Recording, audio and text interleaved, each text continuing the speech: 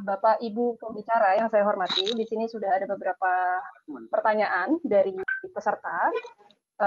Mungkin saya bacakan satu-satu. Yang pertama ada pertanyaan dari Ibu Sri Cahya Kencana dari Universitas Padma Yogyakarta. Pertanyaan ini ditujukan kepada Bapak Billy. Pak Billy, Bu Sri bertanya, dengan adanya perbedaan antara asynchronous learning dan synchronous learning, apakah keduanya itu bisa digabung, dan dengan keadaan mahasiswa yang kemampuannya yang katakanlah rata-rata atau daya tangkapnya agak lama, itu yang mana yang lebih efektif, asinkronus atau yang sinkronus learning? Terima kasih, Bu Ruby. Oke, baiklah. Terima kasih atas pertanyaannya. Kalau menurut saya, dari yang tadi sudah saya paparkan ya, itu sebenarnya asinkronus sama sinkronus itu adalah memang bukan kayak berdiri sendiri gitu. Jadi kalau bukan berarti kalau udah sinkronus, sinkronus doang. Kalau asinkronus, asinkronus doang. Tapi dia bisa digabung jadinya ya, untuk sinkronus maupun asinkronus. Misalnya tadi kayak mau 55, misalnya 14 kali pertemuan, mau 50-50, mau 75-25, 70-30, itu nanti diserahkan kepada dosen masing-masing gitu. Nah, kalau misalnya mengacu pada tadi yang saya sampaikan, teori dari Vygotsky ya gitu. Jadi sebenarnya bisa dengan cara seperti ini. Di kelas asinkronus kita memberikan materi terlebih dahulu nih di kelas asinkronus. Mahasiswa belajar secara mandiri terlebih dahulu gitu. Misalnya dari video, dari materi yang diberikan, dari bacaan yang diberikan. Terus kalau ada yang bingung, misalnya di-encourage aja untuk googling dulu atau untuk baca dulu gitu. Nah, jadi mahasiswa nanti akan mencapai kayak apa ya, titik maksimal pengetahuannya sampai sejauh mana. Nah, setelah itu nanti ketika sudah masuk ke dalam kelas synchronous learning, baru nanti didiskusikan lagi rekan-rekan mahasiswa, mana nih yang masih bingung, mana nih yang masih mau ditanyakan. Jadi di situ mahasiswa dapat kesempatan untuk bertanya jadinya dan membangun pengetahuannya sendiri. Memang jadinya yang perlu ditekankan adalah kalau dalam ini kan namanya student center learning ya, proses pembelajarannya dari siswanya, dari mahasiswanya. Jadi memang keaktifannya itu harus datang dari mahasiswanya.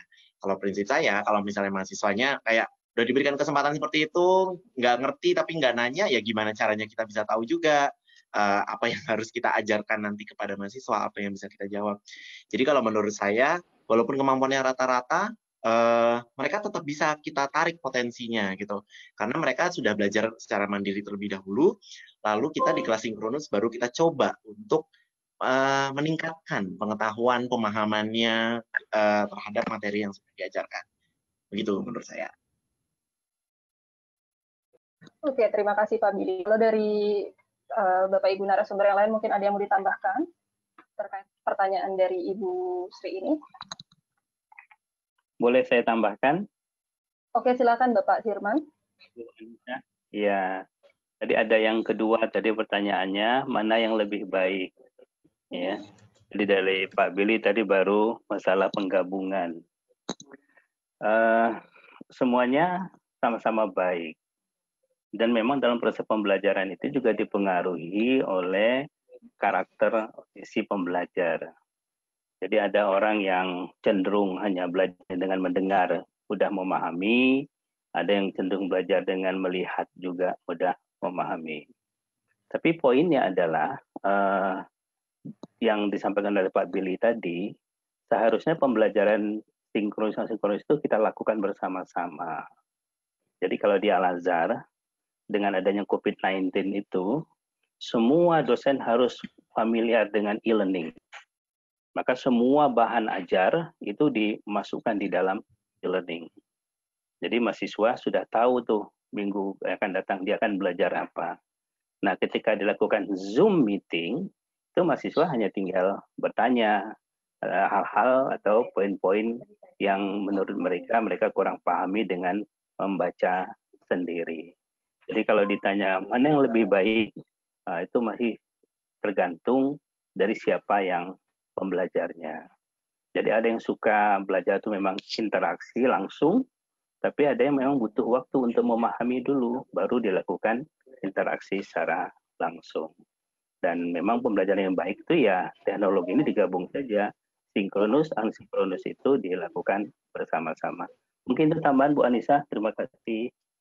Oke, terima kasih Pak Firman untuk jawabannya. Kalau dari saya sih sebenarnya untuk pilih yang mana yang baik itu tidak ada yang lebih baik di antara keduanya gitu, karena memang masing-masing dari situ kan ada kelebihan dan kekurangannya sendiri. Lalu kemudian memang harus disesuaikan kembali dengan tujuan pembelajarannya gitu. Tadi juga Pak Willy juga sudah menjelaskan bahwa masing-masing dari asinkronus ataupun sinkronus learning itu punya nih tujuan pembelajaran dan lebih cocok ketika dilakukan dalam perkuliahan yang seperti apa gitu. Jadi bisa disesuaikan lagi kira-kira Bapak dan Ibu ini mengajar materi kuliah yang seperti apa? Apakah banyak yang sifatnya teoritis atau yang sifatnya praktikal? Baru nanti kita sesuaikan lagi nih antara sinkronus, asinkronus, baru itu yang bisa kita pilih.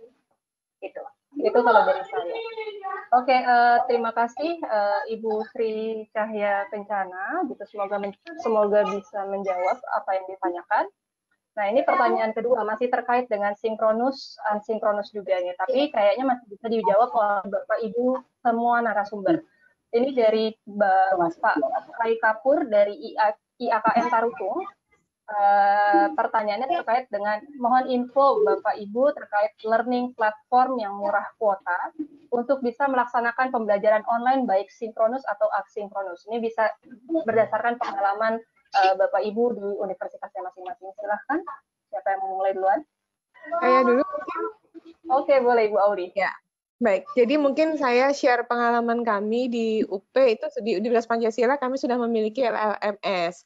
Namun LMS itu sedang dalam pembangunan, pengembangan sehingga ketika daring kemarin down semua begitu. Itu kita alami. Karena memang platform yang paling murah adalah platform yang sudah tersedia di pasaran. Saya boleh sebut merek ya. Google itu sebenarnya menyediakan semua. Google itu ada Google Classroom, ada ini ya Google Meeting, ada Google Form, ada Google Sheet, ada dia punya semua sebenarnya. Jadi kalau mau menanyakan sebenarnya yang paling murah mana sih, gunakan Google. Nah, beberapa universitas itu sudah memiliki kerjasama dengan Google begitu ya. Di mana biasanya kalau kita membuat domain itu misalnya saya Auli Gracinta @univpancasila.ac.id. Nah, kalau kita menggunakan domain kita itu kita akan bisa mengakses segala yang sudah dikerjasamakan dengan universitas kita. Jadi, tapi kalau tidak, itu pun kita bisa gunakan secara pribadi, kita bisa menggunakan Google Classroom. Kami di Universitas Pancasila, saya di Fakultas Psikologi menetapkan untuk menggunakan Google Classroom karena saya tidak bisa mengandalkan LMS yang disediakan oleh universitas karena tadi tiba-tiba down. Dan sementara Google itu karena dia perusahaan yang besar, dia perusahaan yang sangat bisa melakukan survei, sangat bisa melakukan research begitu ya. Dia terus mengupgrade begitu. Dia bisa terus mengupgrade dan sekali kita membuka itu kita bisa link ke quizzes, kita bisa link ke Kahoot, semua bisa terlink begitu. Jadi kalau ditanyakan sebenarnya mana platform yang paling murah dan paling gampang, sebenarnya Google itu ada, walaupun memang domainnya mungkin bukan domain milik universitas sendiri, tapi dia public dan open to anyone begitu. Itu mungkin sedikit dari saya, Bu Anissa. Oke, terima kasih Bu Auli. Kalau dari Bapak dan Ibu yang lain, ayo. Ya, mungkin saya sharing juga ya kalau di kampus saya ya gitu. Kebetulan menambahkan Mbak Auli juga ya tadi yang disampaikan, saya setuju sih kalau memang Google itu yang kalau mau dibilang murah ya memang yang paling murah adalah Google sih. Karena selain mereka open access, mereka itu banyak sekali fasilitasnya gitu. Nah, saya kebetulan kemarin semester genap kemarin karena adanya pandemi.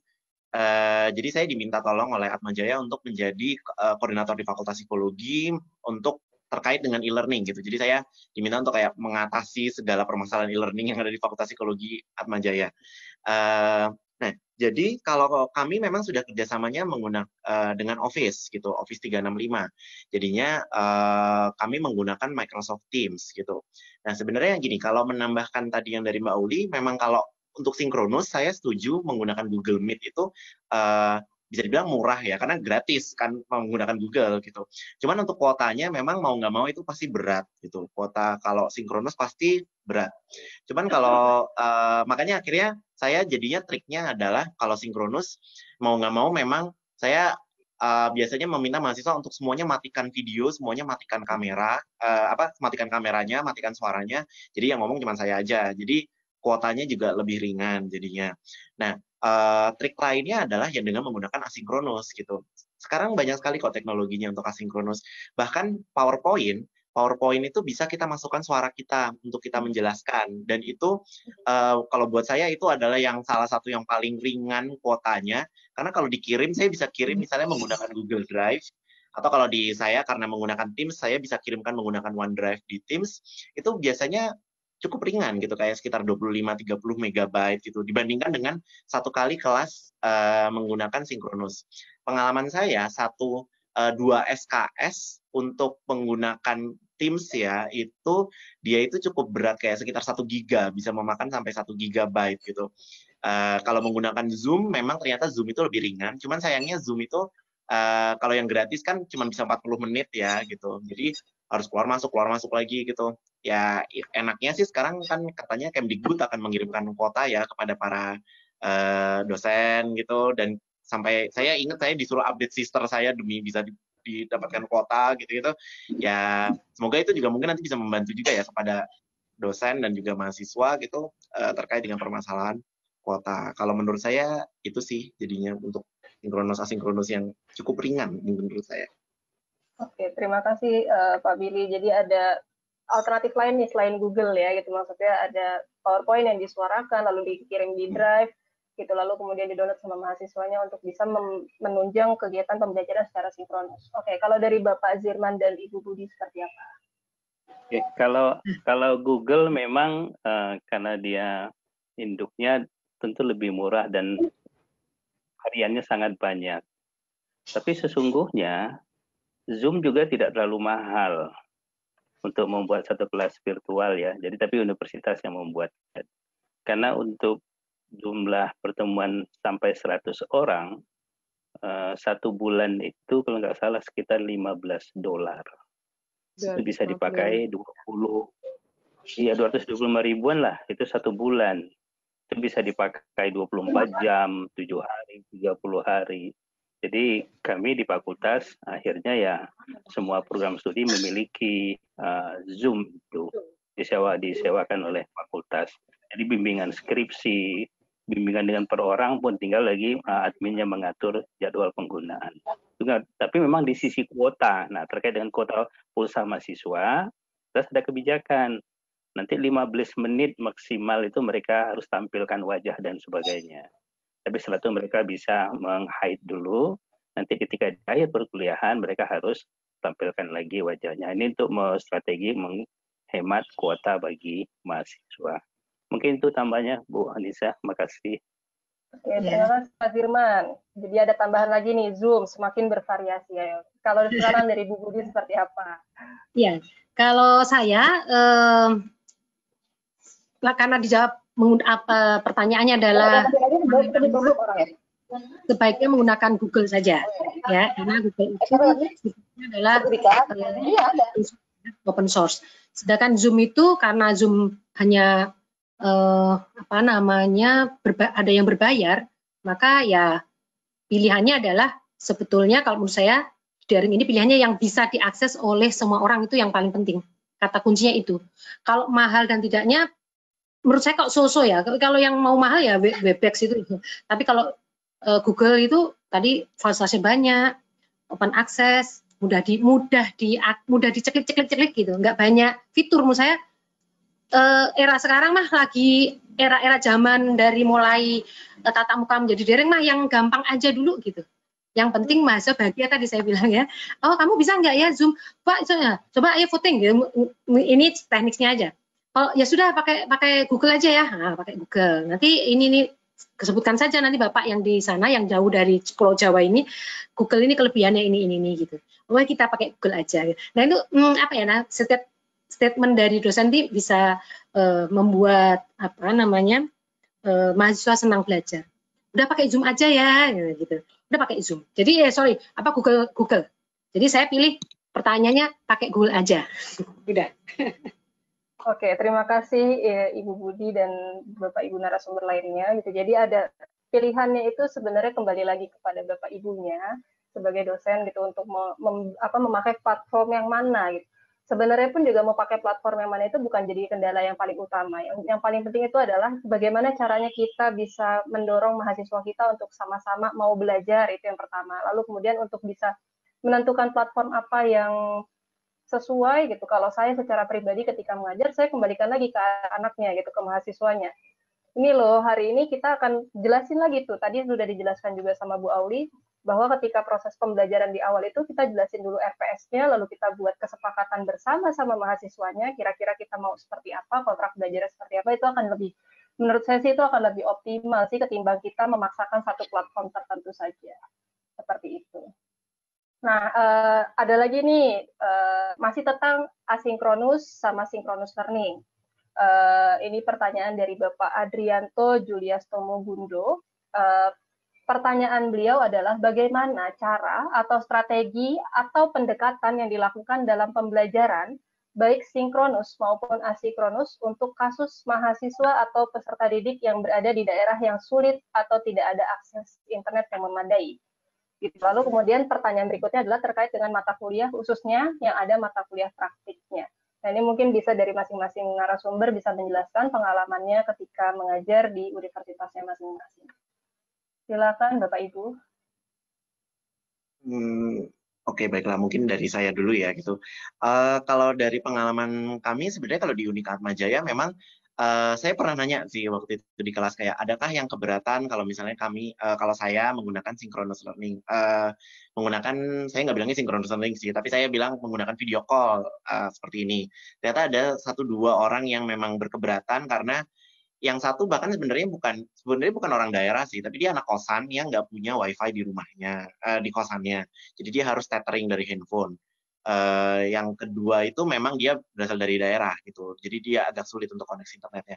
Jadi kalau saya akhirnya mau nggak mau saya jadinya tidak memaksakan, karena apalagi semester lalu kan darurat ya gitu, jadi saya tidak begitu memaksakan.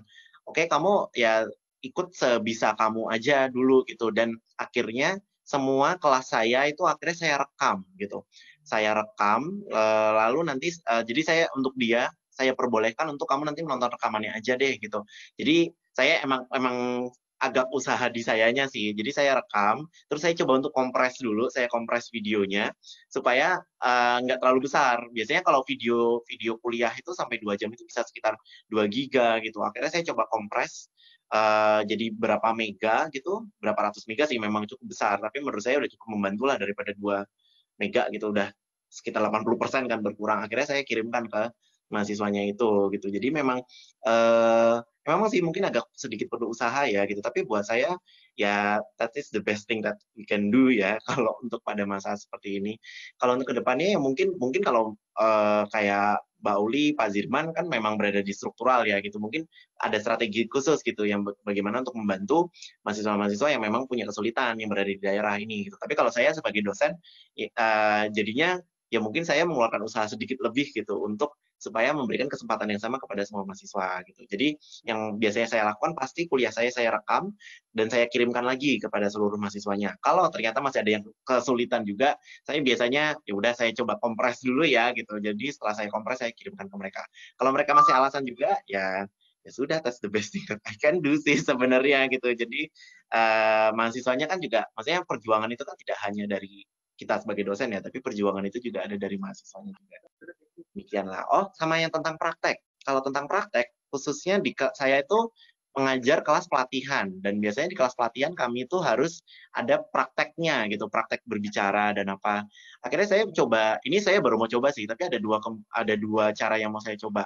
Pertama, saya coba secara sinkronus, jadi mereka kayak praktek ngomong, caranya memberikan pelatihan gitu kepada saya. Yang kedua adalah saya minta mereka merekam.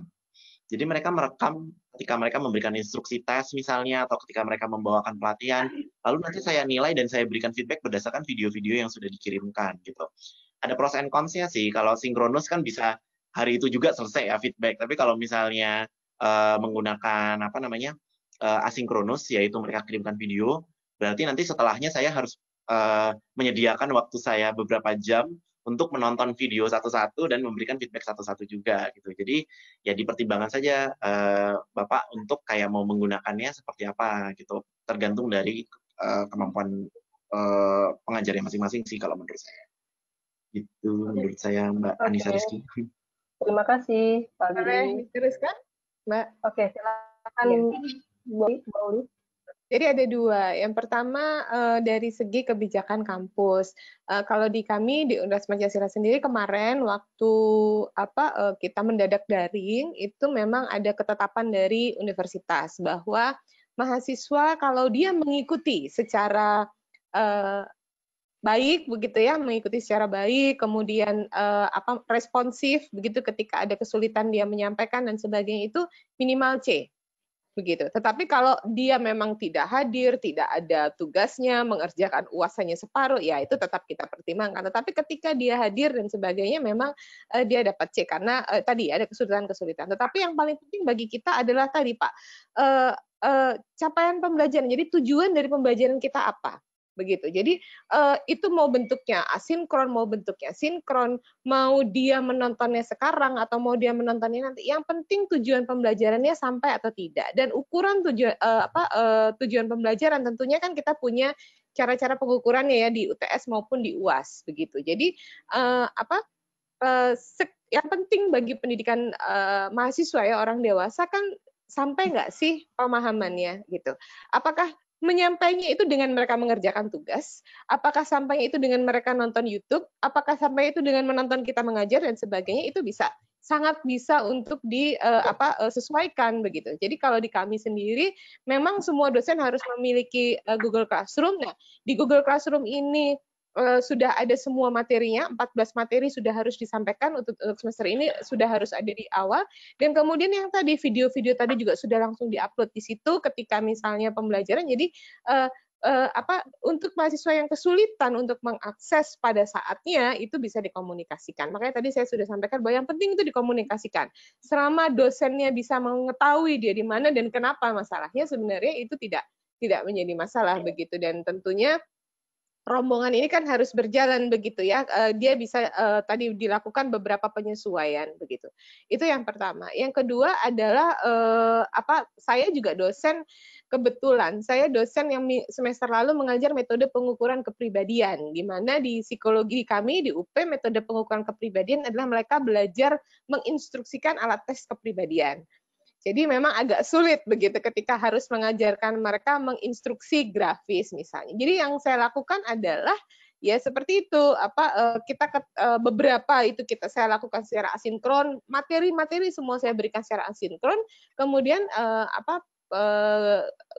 meetingnya pakai Zoom meetingnya itu instruksi. Jadi saya langsung menginstruksikan kepada mereka, siapkan kertas, siapkan ini, termasuk yang sifatnya inventory. Yang inventorinya dikirim terlebih dahulu kepada mereka, mereka yang harus ngeprint, kemudian mereka mengerjakan dengan instruksi saya dari Zoom meeting. Jadi ini memang sangat perlu penyesuaian begitu. Nah di akhir biasanya memang kami di akhir UAS metode pengukuran kepribadian itu mereka presentasi menginstruksikan tes di depan saya. Biasanya mereka mengambil 2 pilihan tes gitu acak, kemudian mereka harus mempraktekkan. Nah sama dengan Mas Biri tadi, mereka merekam semua instruksi tes tersebut begitu ya, walaupun kita tetap tidak bisa menjaga apakah mereka nyontek atau tidak, ya sudah, bukan itu yang penting gitu. Yang penting adalah mereka paham atau tidak, mereka sampai atau tidak pada materi pembelajaran. Jadi kita sudah tidak bisa nggak boleh nyontek, prokturingnya gimana. Nah kalau memang kita mau itu ya kita harus betul-betul menjaga prokturingnya begitu. Tetapi kalau tujuan kita adalah mereka sampai nggak sih di pencapaian pembelajaran, maka yang kita ukur begitu adalah hal-hal yang memang terkait dengan pencapaian pembelajaran tadi, baik itu sikap, pengetahuan, kompetensinya. Nah, kalau kita sudah ngomong kompetensi kan mau nyontek nggak nyontek itu kompetensinya kan tetap harus muncul begitu. Jadi sama seperti Mas Biri tadi, kemudian kita tonton satu persatu videonya dan ternyata video dari mahasiswa itu malah mungkin jauh lebih bagus daripada apa yang saya buat begitu. Jadi ternyata mahasiswa juga sangat kreatif untuk bisa membuat video yang tiba-tiba ada tulisannya di atas dan sebagainya. Ya, Oh ternyata mereka bisa ya. Bisa editing ya Mbak. Ya. Bisa editing jadi video. Sangat menarik. Betul, terus saya tanya, saya boleh nggak pakai video ini buat nanti? Oh boleh Mbak, boleh begitu. Jadi akhirnya saya menggunakan itu untuk semester depan gitu, karena videonya sangat menarik gitu dan baik. Jadi saya rasa untuk yang praktikum bisa digunakan model yang seperti itu. Begitu. Terima kasih Mbak Anissa. Oke, terima kasih Bu Auli. Mungkin tambahan dari Pak Zirman dan Ibu Budi.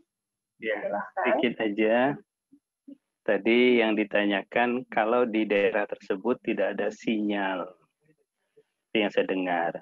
Nah, saya punya pengalaman waktu itu di suatu hari sedang mengajar jam 8, biasanya kita mahasiswa tuh dilihat dulu kehadirannya. Sudah kira-kira 10 menit masuk WA. Pak, saya nggak bisa masuk, sinyalnya hanya muter-muter saja. Nah, saya hanya katakan, Anda terus saja coba terus. Kebetulan dia tinggalnya jauh, Sukabumi mungkin agak lebih ke dalam. Itu WA-an sama dia itu sampai malam, bahwa dia memang tidak bisa masuk. Yang dia khawatirkan kalau dia saya anggap tidak hadir. Nah, terkait dengan materi ajar, apa yang harus saya berikan? Ya, di situ akhirnya jadi asinkronus. Jadi saya rekam, setelah itu saya kirim menggunakan WA kepada si mahasiswa. Sebab mereka pada saat itu dia tidak bisa sinkronus. Teman-temannya bisa, tapi dia tidak karena kondisinya memang sinyalnya yang tidak lemah atau mungkin putus-putus. Nah, di situ terjadilah pembelajaran akhirnya asinkronus gitu. Nah, kalau untuk praktikum itu mata kuliah praktik kita lihat dulu. Jadi memang ada yang bisa digunakan asinkronus, bisa yang sinkronus, bisa pakai video seperti kata Pak Billy tadi. Jadi tergantung ke mata kuliahnya dulu. Bahkan ada yang mata kuliah kalau praktikum terpaksa ditunda untuk semester yang akan datang. Itu tambahannya Ibu Anissa, terima kasih. Oke, terima kasih Pak Zirman. Terakhir nih dari Ibu Budi, seperti apa Bu pengalaman di Universitas Bayangkara? Ya, pengalaman saya kalau praktek itu, kebetulan saya tidak mengajar praktek, hanya saja mahasiswa saya praktek, saya kasih modul SOP-nya, SOP tadi Bu Aulia, jadi SOP-nya detail gitu ya, dan itu membuat saya itu punya inspirasi untuk membuat modul gitu, itu blessing in disguise-nya situ. Jadi nanti Bapak bisa membuat dulu, karena kan Bapak punya RPS tadi.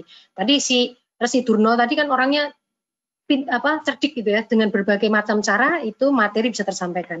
Jadi bikin SOP atau tadi dari Pak Zirmansyah di foto caranya ini, lalu adopt ATM, ATM itu adopsi amati, tiru dan modifikasi gitu.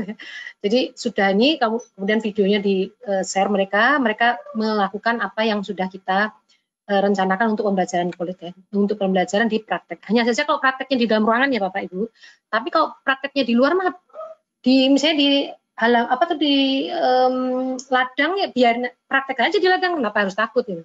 Kan udaranya langsung keluar asal protokolnya kesehatan gitu ya. Menurut saya kalau seperti itu gitu. Jadi saya rasa apalagi Bapak daerahnya nanti saya rasa Bapak di penyelenggara di daerah Politeknik Pertanian ini biasanya agak ini ya Pak ya, daerah yang di hijau ya, karena tidak berkerumun seperti di Jakarta itu kan penuh dengan ruang-ruang tertutup gitu. Kalau memang praktikumnya harus terbuka ya di tempat terbuka aja tidak bisa menjadi masalah. Kalau saya mungkin ekstrim ya nggak apa-apa. Misalnya praktik bercocok tanam gitu ya, yang harus bercocok tanam aja, kenapa harus takut gitu ya. Hanya saja kan tetap protokolnya dilakukan. Hanya saja kalau sifatnya yang misalkan di Politeknik harus ada ngaduk-ngaduk apa di laboratorium, ya itu yang pakai tadi Bapak berarti nanti dituntut untuk membuat modul agar bisa prototipenya bisa dicontoh oleh mahasiswanya. Saya rasa itu saja. Terima kasih. Oke, terima kasih Ibu Budi. Jadi sebenarnya apa yang disampaikan oleh keempat narasumber kita ini ada sebuah kesamaan gitu, maksudnya terkait dengan gimana sih caranya ketika mereka sulit sinyal gitu. Sebenarnya banyak sekali alternatif yang bisa kita lakukan terkait dengan metode yang akan kita lakukan. Tapi kembali lagi gitu, maksudnya karena kita sifatnya ini sekarang serba mendadak gitu, jadi juga kita tidak bisa memaksakan segala sesuatunya itu sesuai dengan apa yang sudah kita planning sebelumnya. Ya kalau dari saya gitu, fleksibilitas kita sebagai pengajar pun juga diperlukan nih dalam kondisi seperti ini gitu. Juga kenapa kalau kita terus memaksa si mahasiswanya mengikuti target-target yang sudah kita bentuk sebelumnya dengan kondisi yang tanda kutip normal, belum ada kendala COVID seperti saat ini, saya rasa juga bukan hanya mahasiswanya yang akan merasa stres, kita sebagai dosennya pun juga akan keteteran juga nih untuk mengejar target-target materi yang akan kita sampaikan. Nah, terkait dengan pelaksanaan kuliah praktek gitu. Ini juga sebenarnya ada pertanyaan, mungkin sekalian menjawab pertanyaan dari Ibu Sri Rahayu terkait dengan pembelajaran praktikum yang efektif.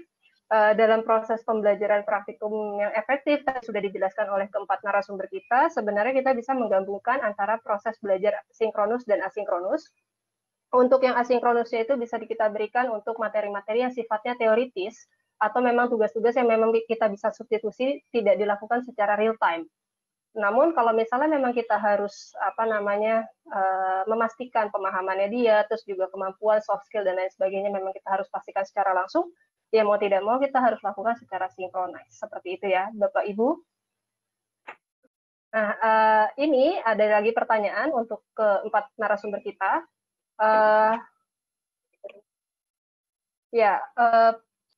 Dari Ibu Elis Anissa, pertanyaan terkait dengan pertemuan interaktif seringkali dihadapkan pada masalah keterbatasan sinyal maupun kuota mahasiswa, gitu ya.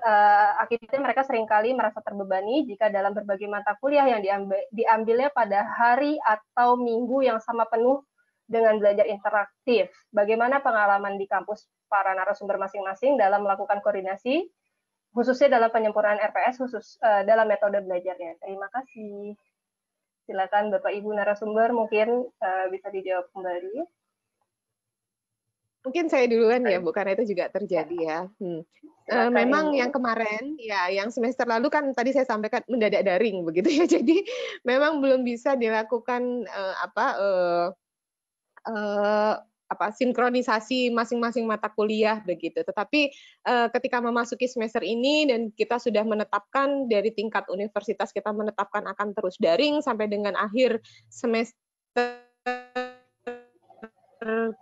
ganjil 2020-2021, maka kami di level struktural mungkin di level pimpinan mulai mendorong dosen-dosen untuk mulai melakukan review kurikulum, dan itu setelah mereka membuat kurikulum yang membuat RPS. Nah, ini kita sinkronisasikan memang. Jadi ya, sebenarnya minggu depan kami baru mulai akan berkumpul bersama untuk kemudian mensinkronisasikan kalau yang satu sedang online, sedang sinkron, yang satu asinkron dan sebagainya. Jadi memang harus ada keterlibatan dari prodi untuk bisa kemudian menyesuaikan, mensinkronisasi dari setiap mata kuliah begitu. Nah, itu juga untuk mengurangi tadi. Jadi banyak dosen yang juga memberikan tugas, di mana tugasnya itu kemudian berbarengan gitu, bersama-sama berbarengan pada satu waktu, sehingga mahasiswa juga akhirnya kelelahan begitu. Karena itu memang perlu intervensi dari prodi untuk mengumpulkan semua RPS yang sudah diberikan oleh dosen, kita buatkan seperti matriks penjadwalan begitu, kemudian kita bisa lihat yang mana. Jangan juga kalau semua dosen di awal adalah asinkron, di akhir sinkron, ini juga jadi berat juga begitu. Makanya itu perlu intervensi dari prodi untuk bisa mensinkronkan semua mata kuliah begitu. Oke, saya rasa itu kalau dari Ibu. Ya. Oke, silakan Pak Zirman. Anissa, saya tambahkan dari Bu Auli. Jadi sama sebenarnya kalau yang semester yang lalu itu kondisinya berbeda dengan yang akan datang. Kita belajar dari yang lalu untuk perbaikan di semester yang akan datang. Tapi pada saat semester yang lalu, yang saya lakukan karena kebetulan adalah pimpinan di bawah tersebut, banyak WA, banyak email aduan mahasiswa yang stres, dosennya hanya ngirim tugas, dosennya kemudian pertemuan sehari itu jadi padat banget, dan mahasiswa merasa lebih letih kuliah daring dibandingkan kuliah offline. Sesungguhnya itu. Yang saya lakukan adalah ya pertemuan dengan semua dosen, menginformasikan kepada para dosen masalah-masalah tersebut, dan minta agar dosen kalau mengadakan pertemuan itu diatur. Jadi misalkan sehari itu ada 3 mata kuliah, maka mungkin hanya 1 atau 2 yang Zoom meeting. Yang lain mungkin diubah ke asinkronus atau mungkin yang tugas saja. Demikian juga tugas. Tidak semuanya pada hari itu dikasih tugas semua. Tapi itu kan masih tidak terprogram karena kasusnya sedang berjalan. Nah, semester yang akan datang ini itu sudah lebih bagus. Tadi saya sampaikan bahwa kebijakan di universitas jumlah minimal tatap muka 5 kali, maksimal 7 kali. Nah, dosen di RPS yang diperbarui itu harus menyusun kapan tatap muka itu diatur, disusun dengan dosen RPS, dosen yang lain. Jadi sama siswa tidak mungkin terjadi saat itu kalau ada 4 mata kuliah 4 kali tatap muka, mungkin hanya 1 atau 2. Dan tidak mungkin juga kalau pada satu hari itu semua memberikan tugas. Dan mungkin itu yang kita atur yang akan datang. Jadi mungkin semester yang akan datang menjadi lebih baik. Karena dengan Zoom meeting ini bisa diatur hal seperti itu. Beda kalau offline. Mungkin itu tambahannya Ibu Anissa. Terima kasih. Oke, terima kasih Pak Zirman. Mungkin dari narasumber yang lainnya dulu, Pak Billy dan Ibu Budi. Ya. Oh ya, silakan dulu. Oh, enggak, Pak Billy dulu, nggak apa-apa. Ibu Budi, oke. Ibu Budi aja dulu. Oh, saya dulu. Oke, baik.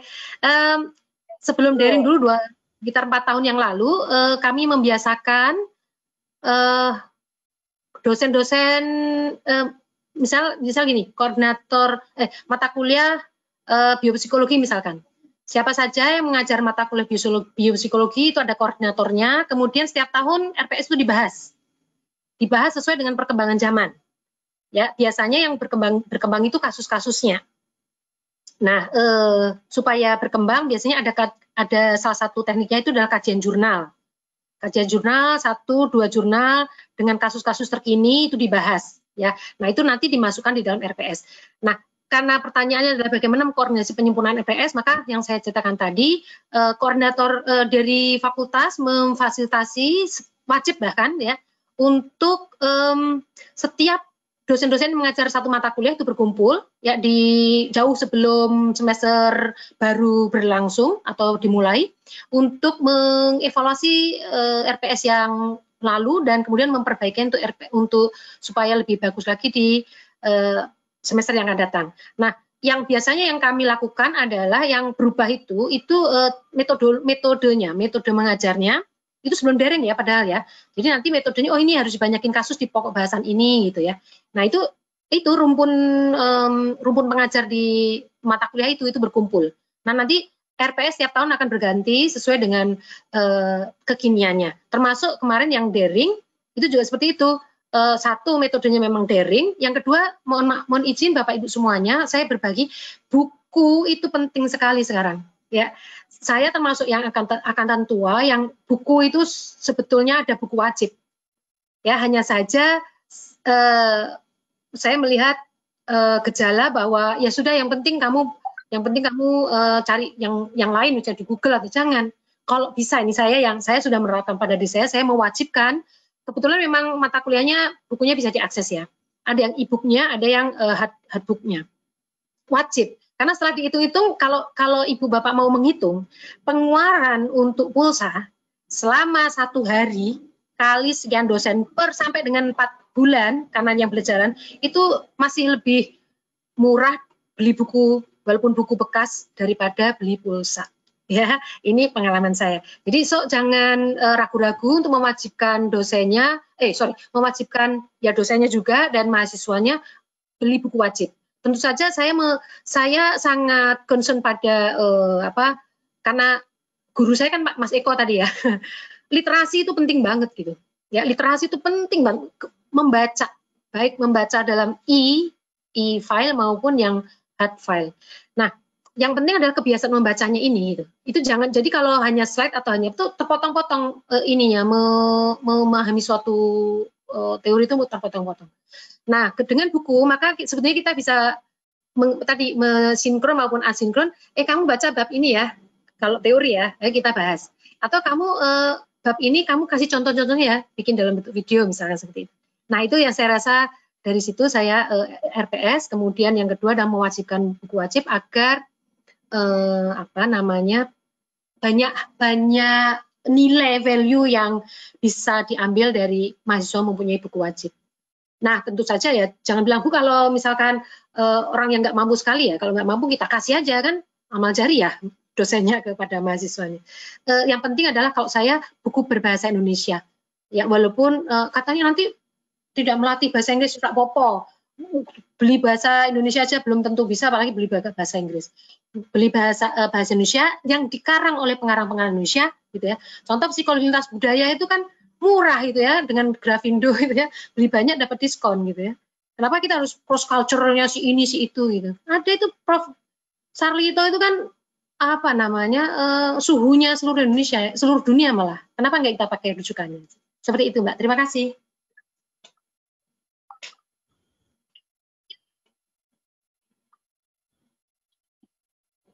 Ya. Monggo, Mbak. Oke, Terima kasih. Bu Budi. Oke, terima kasih Bu Budi. Mungkin sekarang penjelasan dari Pak Billy. Oke, baiklah kalau dari saya, mungkin saya sedikit menambahkan aja ya, karena menurut saya tadi yang dari Mbak Auli, Pak Zirman, sama Bu Budi juga udah cukup komprehensif gitu. Saya setuju sekali sih bahwa pada akhirnya ini lingkupnya adalah lingkup prodi sih, jadi bukan lingkup di dosen lagi gitu. Jadi memang diperlukan koordinasi, karena perlu ada koordinasi antar dosen, jadi kan harus ada koordinatornya juga ya gitu. Saya pribadi beberapa semester ini juga menjadi koordinator rumpun. Jadi memang akhirnya harus didiskusikan sih antar dosen gitu. Kadang-kadang kita juga antar dosen mata kuliah lain gitu, jadinya kita bahas gitu. Kami di Atmajaya sebenarnya tidak seperti Pak Zirman ya yang memang sudah ada aturan maksimal 7 kali gitu-gitu. Tapi kalau kami lebih melihat kayak oh ini tuh memang lebih cocok pembelajarannya menggunakan sinkronus. Oh yang ini lebih cocok menggunakan asinkronus gitu. Dan kita memang belum ada sih yang sampai benar-benar mencocokkan gitu ya, yang kayak oh yang ini mata kuliahnya kayaknya seminggu sinkronus semua, oh yang ini seminggu asinkronus semua. Kita belum ada yang seperti itu sih. Tapi kalau kami lebih ke ini ya, kami jadinya ke mahasiswanya juga ya kalian yang jadi mengetahui kapasitas diri kalian masing-masing juga gitu. Kalau memang misalnya ternyata semuanya sinkronus gitu-gitu, malah beberapa mahasiswa kayaknya lebih senang sinkronus sih daripada asinkronus gitu. Jadi kan setiap mahasiswa beda-beda ya gaya-gayanya, jadi dan kami kan sulit ya kalau semuanya harus kami tampung gitu. Jadi ya kami tetap berkoordinasi antar seluruh dosen ya, tentunya dengan adanya kaprodi, dengan kerjasama dengan sesama dosen, dengan koordinator rumpun itu nanti kita jalankan dan kita lihat nanti pada akhirnya kita evaluasi juga kan. Menurut saya jadinya evaluasi itu penting juga sih gitu untuk kita nanti tahu apakah sebenarnya sudah efektif atau belum. Gitu, kalau menurut saya. Terima kasih Pak Billy untuk penjelasannya gitu, kurang lebih juga semuanya menyangkut. Sebenarnya apa yang tadi sudah dijelaskan oleh Ibu Auli pun juga ini cukup bisa menjawab pertanyaan dari Ibu Elis Anissa. Nah, ini ada satu pertanyaan lagi yang ditujukan kepada Ibu Auli.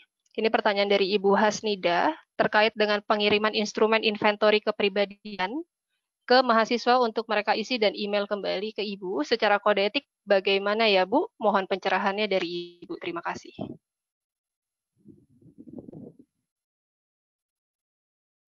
Untuk alat tesnya tidak kami kirimkan, jadi mereka yang hanya didapat adalah lembar jawaban.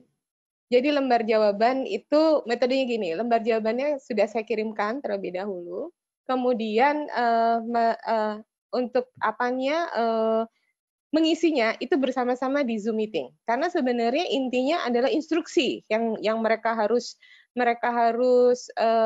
lakukan, atau tujuannya adalah supaya mereka bisa melakukan instruksi kan, mereka bisa melakukan instruksi dengan memahami tes itu, kemudian melakukan instruksi pengambilan tes. Maka oleh karena itu biasanya yang saya kirimkan adalah lembar jawabannya. Tapi kalau grafis seperti DAM, BAUM kan itu kan lembar kertas kosong saja begitu. Jadi bukan alat tes yang saya kirimkan, lembar jawaban. Dan sebenarnya kalau lembar jawaban kita juga bisa seperti misalnya lembar jawaban dari inventory EPPS begitu. Saya kirimkan memang, tapi tesnya tetap ada di dosennya dan saya biasanya screen share saja.